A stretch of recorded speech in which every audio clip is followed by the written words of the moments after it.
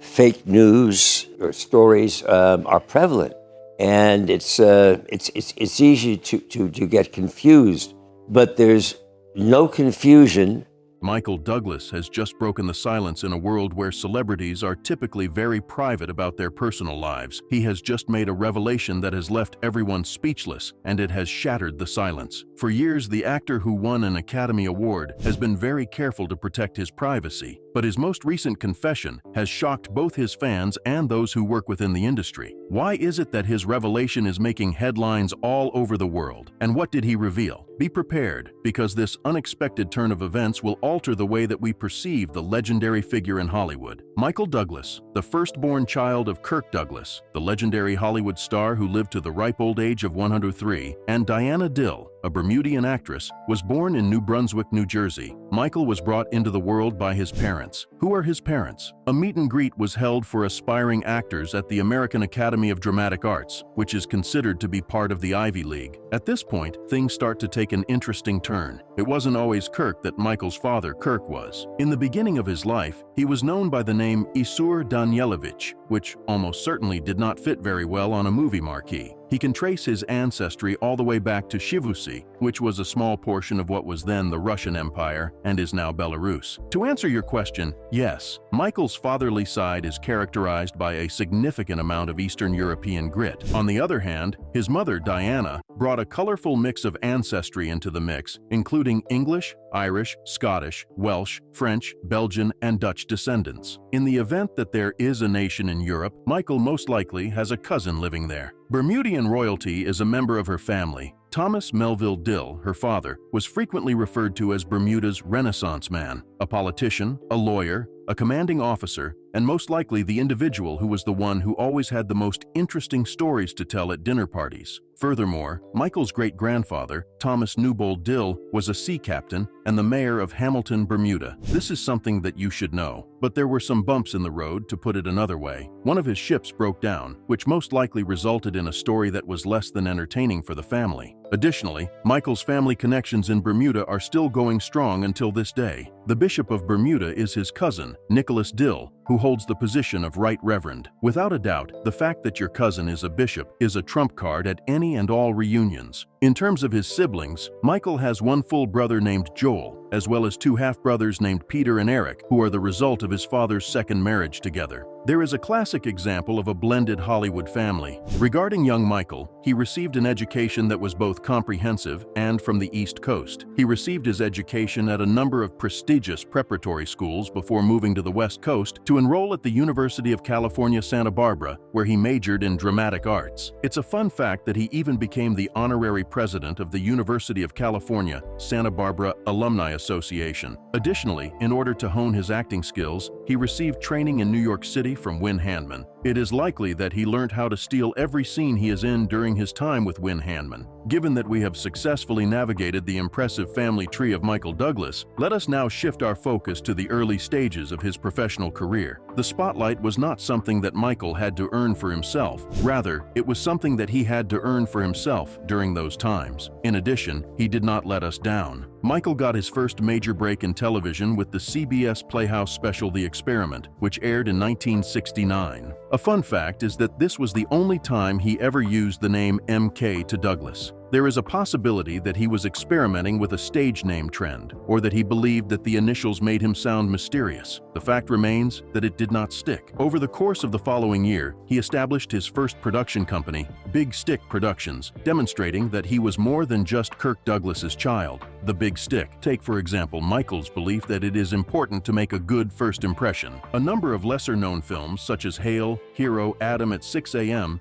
and Summer Tree, were among the films in which he made his debut in the film industry during the latter half of the 1960s and the early 1970s. In spite of the fact that they were not blockbusters, he was nominated for a Golden Globe in the category of Most Promising Male Newcomer for his performance in Hail, Hero. It is indeed promising, despite the fact that the title sounds like something that the mother of every aspiring actor would embroider on a pillow. It was in 1972 when he made his debut on television with the critically acclaimed series The Streets of San Francisco. By working together with Carl Malden, Michael was able to successfully complete the role. He also discovered a friend and mentor for life in Malden, whom he admired tremendously. The ultimate "thank you for believing in me" moment occurred in 2004, when Michael presented Malden with a Lifetime Achievement Award. On the other hand, let's talk about the defining moment. One of them flew over the nest of the cuckoo. Michael received the rights to the novel from none other than his father, Kirk, who had previously starred in a stage adaptation of the story and had earlier expressed interest in playing McMurphy in the film adaptation. But director Milos Forman, who had other plans, decided to cast Jack Nicholson instead of the original actor. This choice proved to be successful, as Nicholson was awarded an Academy Award for his performance in the role. In the meantime, Michael was able to solidify his position as a formidable producer by winning the Academy Award for Best Picture. This is not a bad showing for a man who runs a business called Big Stick. During the middle of the 1970s, Michael and his brother Peter were in charge of the production company that their father had founded, the Brina Company. However, Michael decided to leave the company and devote his full attention to Big Stick Productions in a relatively short amount of time. Is it possible to blame him? He had ambitious goals in mind. The year 1976 marked the beginning of Michael's film career, which moved into high gear after he left the streets of San Francisco. Coma, a medical thriller released in 1978, featured him as a hospital doctor, and Running, a 1979 film, featured him as a troubled marathon runner. On the other hand, there was The China Syndrome, in which Michael did not simply star alongside Jane Fonda and Jack Lemmon alike. The film was also produced by him. The movie, which was about an accident that occurred at a nuclear power plant, was hailed as one of the most intelligent films produced in Hollywood during the 1970s. Douglas continued to hone his acting skills in the romantic adventure comedy Romancing the Stone, which was released in 1984. This came after he had produced successful films such as One Flew Over the Cuckoo's Nest. It was not only the film that established him as a leading man, but it was also the first box office smash that director Robert Zemeckis had previously directed. An interesting fact is that Danny DeVito also had a role in the movie. Not only were they co-stars, but they were also longtime friends who had lived together in the same flat back in the 1960s. Imagining the arguments that those roommates had, those dishes were not done by you. Danny, you did not end up winning 2 Academy Awards. As a sequel to Romancing the Stone, which Douglas also produced, The Jewel of the Nile, which was released in 1985, Douglas maintained the momentum that he had established. During this time period, Big Stick Productions formed a partnership with Mercury Entertainment in order to conduct independent film financing. In the event that there is one thing that Douglas excels at, it is combining business with a groundbreaking film. The year 1987 then arrived, bringing with it the film Fatal Attraction, as well as the legendary Gordon Gekko in Wall Street. The performance that Michael gave as the greedy tycoon not only earned him an Academy Award for Best Actor, but it also provided us with one of the most famous lines in the history of film: "Greed is good." That Gekko's appetite for power and snazzy suits never went out of style was demonstrated by the fact that he reprised the role in the film Wall Street Money Never Sleeps, which was released in 2010.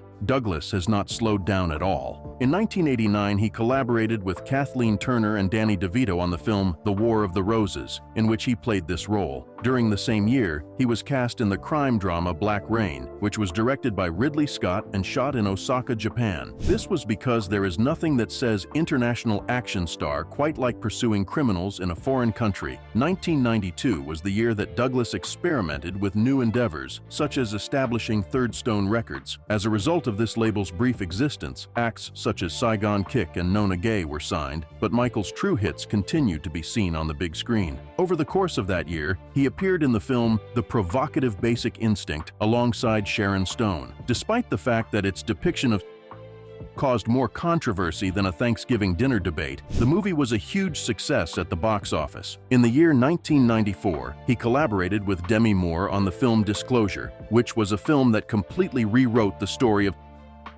the concept that Douglas played, which was a man who was being harassed by his female boss, was one that was not only daring, but also timely. Throughout the decade of the 1990s, he continued to have success with films such as Falling, The American President, The Ghost in the Darkness, The Game, and A Perfect Murder, which was a contemporary adaptation of Hitchcock's Dial M for Murder. In addition, Douglas was honored with a number of prestigious distinctions, such as the Crystal Globe Award in 1998 for his artistic contribution to the film industry around the world. Oh, and how about we not forget his fourth production company, which was called Further Films, and was established in 1997 because he felt that 3 wasn't enough. When the year 2000 rolled around, Michael was back on the awards circuit with Traffic, the critically acclaimed drama about the drug trade that was directed by Steven Soderbergh. At the same time that Douglas was shining alongside Catherine Zeta-Jones, who would later become his wife, the film's ensemble cast was honored with a Screen Actors Guild Award. Additionally, in the same year, he played the role of a professor who was experiencing writer's block in the film Wonder Boys. Douglas was nominated for both the Golden Globe and the British Academy of Film and Television Arts. Michael Douglas has continued to juggle a variety of roles, including those in blockbuster films, projects involving his family, and the occasional quirky surprise, mainly due to the fact that, let's be honest, the man enjoys keeping us guessing. Michael Jackson starred in the psychological thriller Don't Say a Word, which was released in 2001. The film was shot right before Michael Jackson and Catherine Zeta-Jones tied the knot. If you thought that organizing a wedding was stressful, just try to imagine doing it while also attempting to solve a mystery in the film industry. After that, in 2003, he released the album It Runs in the Family, which featured his parents Kirk and Diana, as well as his son Cameron. He went all out to create a family-oriented atmosphere. Even though it was a touching tribute to the Douglas family, the movie did not exactly perform exceptionally well at the box office or receive widespread praise from critics. At the very least, Thanksgiving must have been a pleasant experience that year. In the same year, 2003, he also had a role in the film The In-Laws, which demonstrated that even seasoned actors are not immune to embarrassing wedding antics. After that, in 2004, Michael had the opportunity to add some serious hardware to his trophy shelf by acquiring the Cecil B. Award given by the Golden Globes to the DeMille. Only he and Kirk, a father and son team, have ever been presented with that honor. Douglas was in his element as a slick secret agent in the action thriller The Sentinel, which he starred in and produced in 2006. The Sentinel was released in 2006. Around the same time, he demonstrated his comedic abilities on the television show Will and Grace by playing the role of a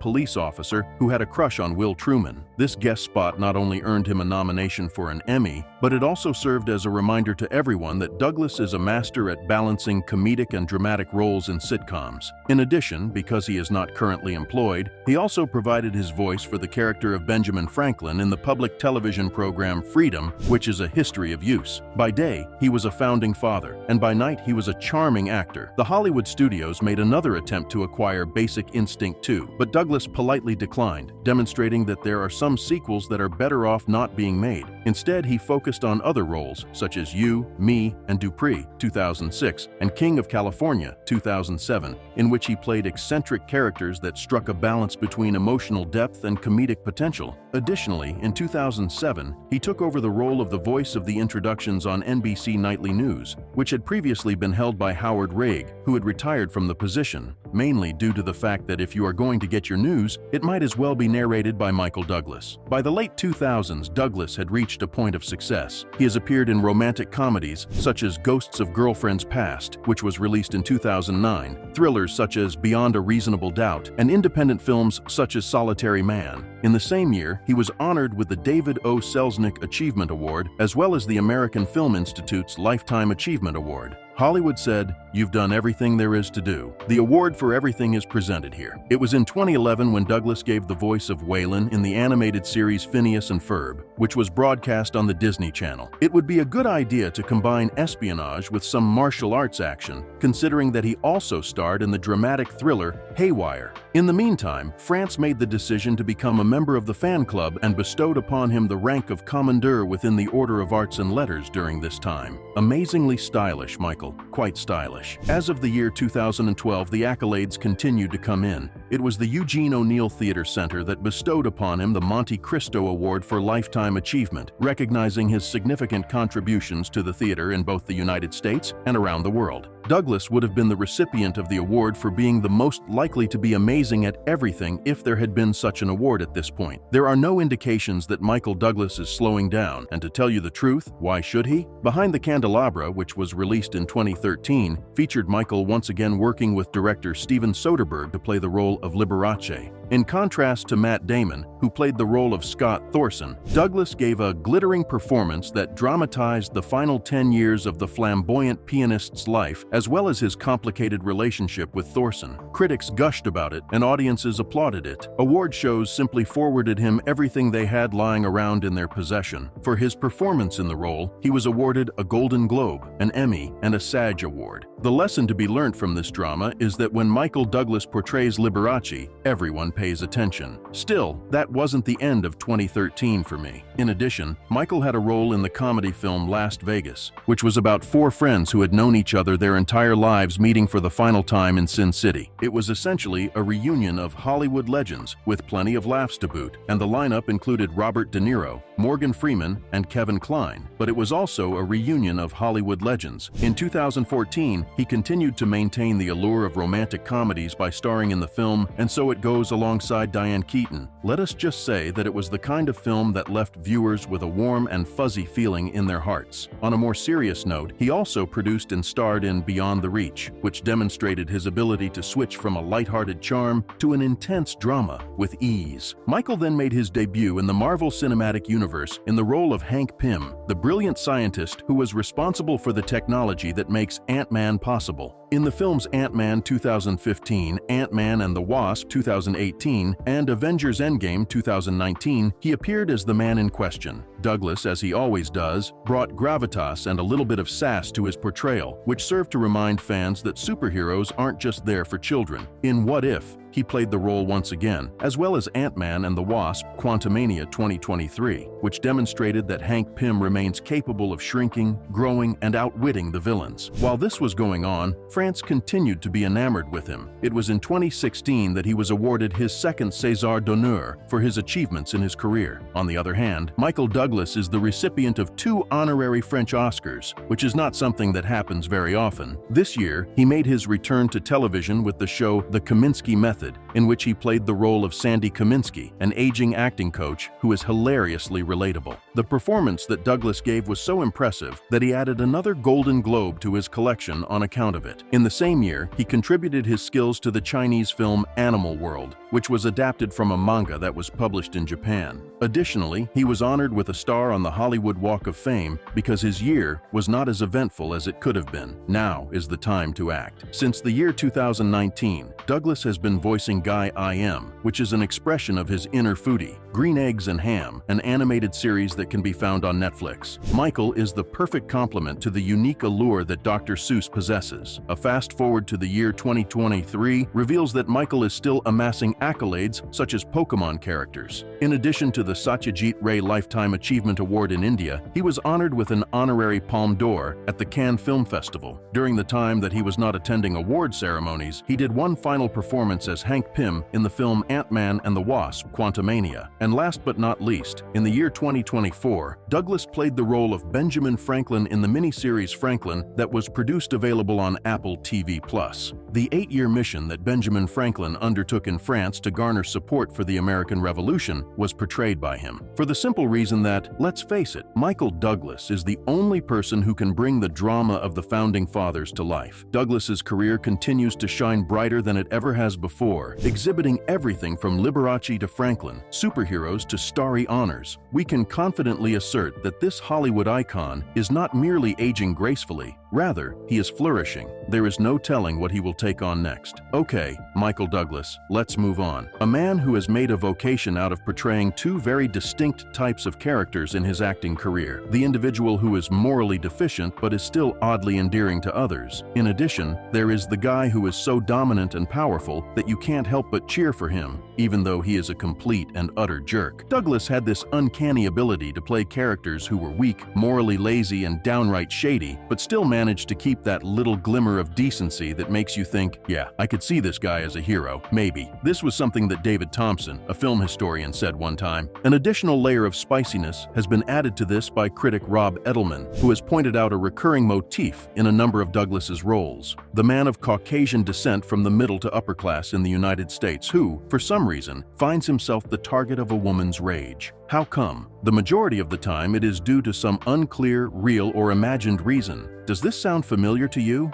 This is the storyline of the film's Fatal Attraction, 1987, in which Glenn Close redefined the term clingy, The War of the Roses, 1989, in which Kathleen Turner turned divorce into an Olympic sport, Basic Instinct, 1992, in which Sharon Stone caused everyone to cross their legs nervously, Falling, 1993, and Disclosure, 1994, in which Demi Moore gave a horrible harassment role reversal that caused every guy to nervously adjust his tie. The central idea was that if the character played by Douglas betrays his wife or gets involved with a femme fatale, he is about to pay a significant price, not only emotionally, but also financially and most likely in the jurisdiction of the legal system. The everyman versus women raging psychoanalytic trope is what Edelman refers to as this tendency. However, when you consider his filmography, it is not only harsh, but also accurate. Hold on, there's another side to this story. In some situations, Douglas is not the victim. Aside from that, he has portrayed characters who have enormous egos and even more ambitious goals. Remember Gordon Gekko from the movie Wall Street? He had reached the 1980s. The infamous line, "Greed is good," is accompanied by slick hair, braces, and others. He was the very embodiment of the generation that was known as me. Moreover, in Romancing the Stone and the Jewel of the Nile, he plays the role of the charming soldier of fortune.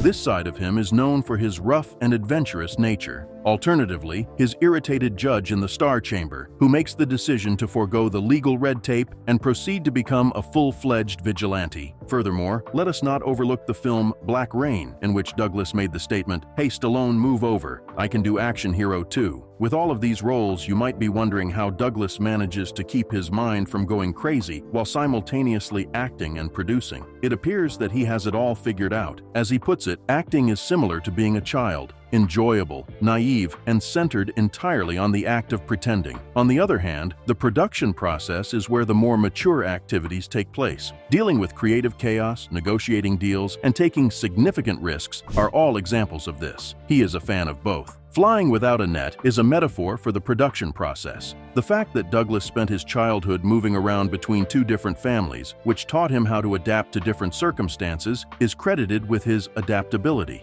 He refers to himself as a chameleon because he is able to blend in without losing his sense of right and wrong. He claims that the same skill comes into play when it comes to his acting and producing. And what is his key to such success? Keep in mind the reasons that led you to enter the business in the first place. Even if the industry consumes you and then spits you out, you should persist in following your passion. Doesn't sound too complicated. However, if you are Michael Douglas, then perhaps. After the completion of the filming of Summertree in 1971, Douglas began a relationship with the actress Brenda Vaccaro. For close to 6 years, they were in a relationship. The following year, in March of 1977, he tied the knot with Deandra Luker, the daughter of a diplomat who was 12 years younger than he was. The year 1978 marked the birth of the couple's son, Cameron. 1995 was the year that Deandra submitted her petition for divorce. In addition, she was awarded a substantial sum of $45 million as part of the settlement. Nevertheless, Douglas was not finished with love. His relationship with the Welsh actress Catherine Zeta-Jones began in the year 1999. Along with that, they tied the knot on November 18, 2000. Douglas allegedly told her, "I want to father your children," when they first met in Deauville, France. Her children were born in France. Within a short period of time, they became parents to a son named Dylan Michael in August of 2000 and a daughter named Caris Zeta in April of 2003. A coastal estate close to Valdemosa, Mallorca, is where the couple spends their time. Nevertheless, in August of 2013, there were rumors circulating that the couple had been living apart since May of that year. Michael Douglas and Catherine Zeta-Jones briefly separated in 2013 to work on their marriage, but reconciled later that year. Douglas has faced several legal and personal challenges, including lawsuits, a serious skiing accident, and addiction treatment in the 1990s. In 2010, he was diagnosed with stage 4 tongue cancer, which required intensive chemotherapy and radiation. He credited a Canadian doctor with diagnosing the disease after U.S. specialists missed it and later participated in fundraising for the Montreal Jewish General Hospital. In 2013, Douglas drew attention for linking his cancer to HPV, clarifying later that his comments were general. By 2015, he identified as a Reformed Jew, celebrated his son Dylan's bar mitzvah, and donated his $1 million Genesis Prize to promote inclusion in Jewish life. A dedicated advocate, Douglas has supported disarmament as a UN messenger of peace since 1998 and has contributed to healthcare and human rights initiatives. In 2018, journalist Susan Broad accused Douglas in 1989. While he admitted to using inappropriate language, he denied the other allegations. Despite controversies, Douglas remains active in philanthropy, supporting causes like Parkinson's research and pediatric AIDS. In spite of the fact that she was a supporter of the Me Too movement, Zeta Jones supported her husband and did not directly address the allegations. There was never any attempt made to file charges, and the allegations have not been proven, and there is no evidence to back them up.